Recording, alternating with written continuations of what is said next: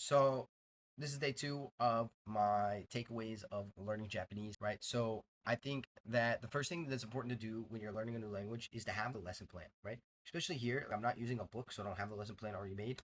I'm basically going by feel and being like, what do I need to know how to do to continue to progress and say more things, right? I had ChatGPT make me up a little lesson plan based on I wanted to learn this, that, this, and the third thing, right? Based on the way I teach Spanish, right? I'm obviously trying to do this a little bit more accelerated than I teach Spanish, which you can do as well. But for classes and stuff like that, it is what it is, right? And so I came up with a little lesson plan. I started reading through it, and as I came across parts that I was not sure about, I asked ChatGPT like, "Hey, explain this, right? Explain that." I would take sentences that I was making up based on the ideas and whatnot that I saw, and I was like, "Cool, does this work, right? And is this correct, right?" So you can check my guesses, right? You gotta really treat it like an exploration. You're exploring the language and getting to know it. It's not like studying for a test for chemistry or whatever. You're not just trying to memorize things and then forget it 10 minutes later, right? It's not just rote memorization either. It's exploring it and taking guesses and getting used to it, right? And so another thing is to be trying to observe patterns, right? Your brain is meant to pick up on things and observe patterns, right? And so, for example, the other day I noticed that what was the word? So the word "you" pops up both in milk and beef, right? So I have to imagine that "you" has something to do with cows, right? And that was just like a pattern I picked up, and I was like, cool, right? And then based on that, you can start to ask questions, make conjectures, make guesses, and ask questions to ChatGPT and be like, this is what I think. Is that correct, right? And the reason I like to do this is because your brain learns a lot quicker when it's trying to make guesses versus just having a buttload of information just pushed into the brain, right?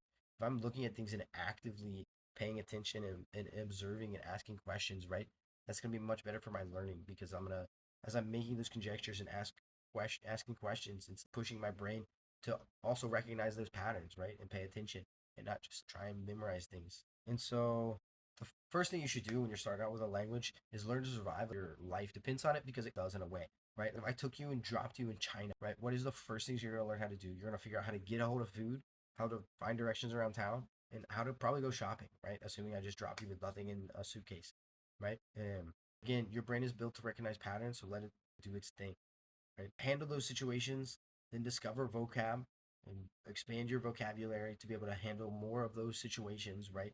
So maybe at the beginning, you got to ask for water and milk. Cool, let's amplify the list of drinks we can talk about, and then deal with the grammar as you come upon it, right?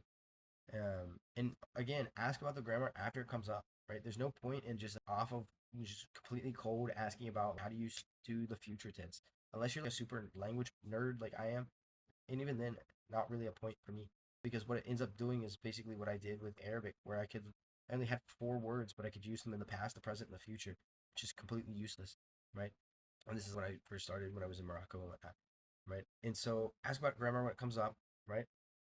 Or as you need it. So, like for example, my example was like I wanted to learn how to use "I want to do something," right? And so I was looking at the patterns of how and the conjugations and whatnot of the dictionary form, which I learned was the neutral form, right? And then they were like, ah, but actually this polite form is what you need to get to, right? I was like, so how do you tell if it's group one or group two? And they're like, I wouldn't, you really can't because there's some that end in root that are in both groups and things like that, right? But if you go to that polite form, then you can tell because you can look, you can get rid of that ending of masu and get to that and you have the verb, and then you can work your way back to that neutral dictionary form. So I changed up my plan, right? I was like, cool, well, now all these verbs that I have, I no longer want just the dictionary form. I want that polite form as well because that gives me access to more things, right? And again, you need a base in order to start diving into grammar, right? Don't just approach grammar cold. Have some kind of base in it of situations that you feel comfortable handling. Don't just jump into things cold. That's a terrible way to do it, right? Because it's just theory. It's just theory until your brain's actually seen it, right? And so you can study the theory, but you're just gonna forget it, right? I studied chemistry. I've forgotten it all, right? Versus if you approach it with like, oh, I've got a little bit of grammar or I've got a little bit of situations already, right? Well, the grammar is easier to dissect after that. A big thing I think that's important, and you're going to see it when I hop on for day three, is the idea that I'm going to warm up with what I looked at the day before, right? And that's going to be looking back at structures, looking back at vocab, situations, coming up with some new combinations of some old things, right? Using it in new and creative and inventive ways to further ingrain those patterns in that grammar bit, right? and then I'll start to get into new stuff, right? And once I reach a state of about probably 45 minutes in for the most part, and I'm like, oh my God, my brain hurts, stop, right? You should leave the session wanting to learn more, not feeling like, oh my God, my brain hurts so much, I can't continue this, right? You want to feel leaving, or you want to leave feeling good, right? You don't want to leave feeling terrible, right? So stop after half an hour, 45 minutes, maybe it's 15 minutes the first couple of times you study, who cares, right? But one thing I find for me is like I'll get to a point where I'm like my brain can no longer produce the language, right? But I can still continue to ask questions and learn a little bit of theory, right? For example, I did this yesterday where I was like, or I did this in the study session, right? Where I was like, I can't really produce anymore. I'm kind of tired of that. But I've got some questions here. And so I started asking questions, and that in turn gives me things that I want to learn and practice and study for the next session, right? And so when I hop on for session three of live streaming all this, you're gonna see that I take what I looked at the end of last week. I'm gonna start warming up with things I looked at in the days before. I'm gonna then go back to my ChatGPT history and be like, oh, these were the last 3 or 4 questions that I was looking at after I stopped producing things, right? And so now that's gonna form the basis of my learning for the day, right? And then the last other thing is when it comes to making guesses, make guesses and see if you're right. Right? Things don't need to be perfect, right? I took a lot of those verbs, I made mistakes, and it's like, yes, it's incorrect, but most likely, even though it's slightly incorrect, people are gonna understand it, right? Like if I come up to you speaking English and I say, yesterday I go to the store and I buy bread and I bake a cake and I visit my family, even though I'm not correct in my verb tenses, you're gonna be like, I understand what you're saying, right? And you're gonna let me continue to talk, right? The whole point is people are gonna hang in there with you as long as you're understandable enough to get your point across, and you're not just babbling random words. You'll be fine. Again, remember you have to be Tarzan. You have to be a 3-year-old at some point, right? Get used to it. The other question I got during this live stream was like, how well I'll practice, right? So for now, I'll probably use ChatGPT a lot to practice, whether that's writing or reading or things like that.